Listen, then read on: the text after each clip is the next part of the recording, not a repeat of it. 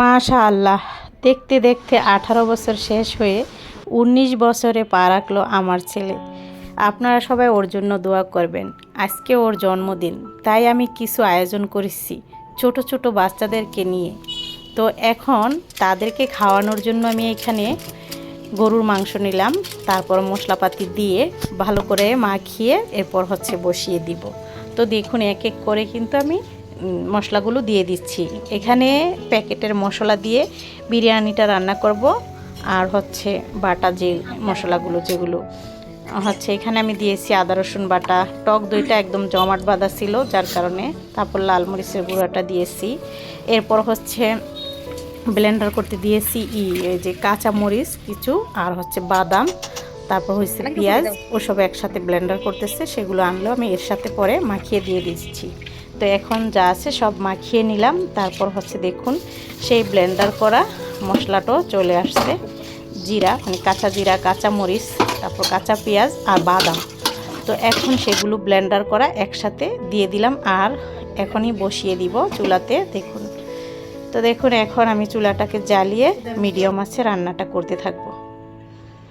একটা বড় পাতিল নিচ্ছি যেন লাড়তে চাড়তে সুবিধা হয়। 2.5 কেজি মাংস আর 2.5 কেজি চাল, বেশি একটা করবো না। এই গরমে বিরিয়ানি টিরিয়ানি আসলে বাসায় আমরা তেমন খাবো না, আর আত্মীয় স্বজনদেরকেও দিব না, যার কারণে শুধু ওই বাচ্চা মানুষ তো আর বেশি একটা খাবে না, ওরা অল্প অল্পই খাবে।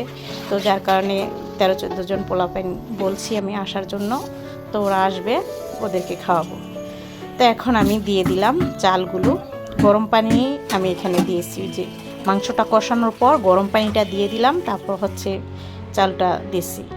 এইখানে আমি ওদের জন্য বসার ব্যবস্থাটা করেছি, কারণ ঘরে ডাইনিং টেবিলে ওদের কিন্তু জায়গা হবে না সবার, 13টা তো আর আমার চেয়ার নেই, আর একজন খাবে একজন চা থাকবে, সেটা ভালো লাগবে না। আর এইখানে সুন্দর গাছ, তারপর সুন্দর বারান্দাটা, সুন্দর গাছপালা আমার ভালো লাগে, তাই ওদেরও প্রকৃতির সাথে ছোট মন, ওদের ভালো লাগবে আসলে গাছ ফুল। তো এই জন্য আমি নিচে ওদের বসার ব্যবস্থা করছি। আজ শেফালিকে দিয়ে বারান্দাটাকে মুছায় ফেলছি, আর রান্নাটা এখনও চুলায় আছে, দমে রেখে দিয়েছি। তো এখন ভাবলাম ওদের বসার ব্যবস্থাটা ঠিকঠাক করিনি। তো শেফালি তো মুছে দিয়েছে, আমিও ম্যাটগুলো বিছিয়ে দিয়েছি। এখন এসে আবার নেড়ে দিচ্ছি, আর নিচে একটা তাওয়া দিয়ে রেখে দিব, আর একটু ফুটবে, তারপর ওরও চলে আসবে। আমিও একটু রেডি হয়ে গেলাম, কারণ ছেলে ছোটোবেলা, তো ওর জন্য খুব ঘটা করে হ্যাপি বার্থডে, তারপর বেলুন টেলুন দিয়ে সুন্দর করে ঘর সাজাইয়া তারপর জন্মদিনটা পালন করছিলাম। মানে ছোট ছিল পছন্দ করছে, এখন বড় হয়েছে, এখন এইসব পছন্দ করে না। তো এইভাবে ও পছন্দ করে, যার কারণে আমি এরকমভাবেই ব্যবস্থা করছি। তো আমার তো বিরিয়ানিটা হয়ে গেছে, এখন আমি প্লেটে বেড়ে ওদেরকে দিয়ে দিব, আর ওরও কিন্তু চলে আসছে। তো দেখুন এই তো এক এক করে আসতেছে, আরও আসবে, বুঝতেই পারছেন। এখন ওদেরকে আমি বসতে দিব, তারপর আমি উপাসের প্লেটগুলো বেড়ে রেডি করে রাখবো, সবাইকে একসাথে দিয়ে দিব। অত তো আর বেশি না, তো সবাইকে একসাথে বসাবো। তো ওই যে আমি প্লেটে ভাড়ছি কিছু, মানে প্রতিবেশী তাদের বাসায় একটু দিলাম অল্প অল্প করে আর কি।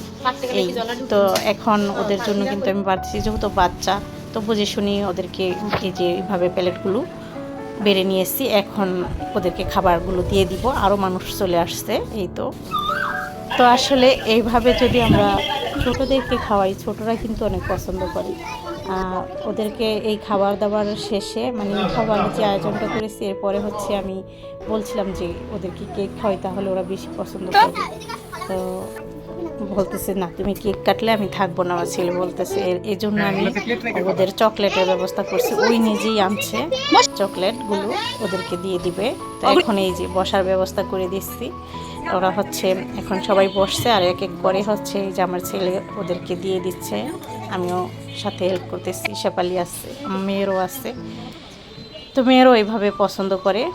তো আপনারা জানাবেন আপনাদের মূল্যবান মন্তব্য, আসলে আমরা ওইভাবে না করে এইভাবে করাটা কেমন হয়েছে জানাবেন।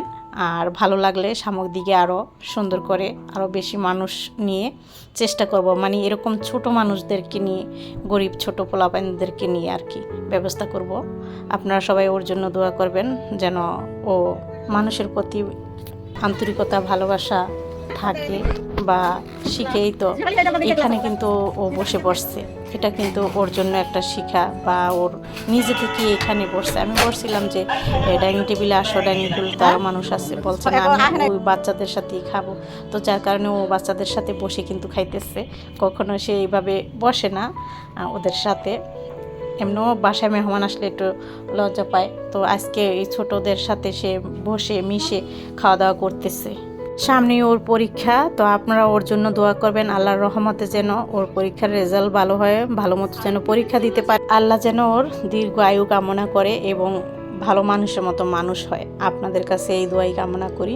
তো দেখুন সবাই বসে খাইতেছে, আমার অনেক ভালো লাগতেছে। আপনার ভাইও অনেক খুশি ওদেরকে আয়সা দেখে। তো আল্লাহর রহমতে একজন লোক আসাতে আমি অনেক খুশি। দেখুন এই যে আন্টিটা যে আসবে আমি তো ভাবতেও পারিনি, কারণ আমার মন চাইছে এদের মতো এরকম মানুষদেরকে খাওয়ানোর। আসলে আজকাল তো ভিক্ষুক মানুষ পাওয়াই যায় না। তো যখন ওদেরকে খাওয়াইতেছিলাম ঠিক ওই সময় সে আসছে।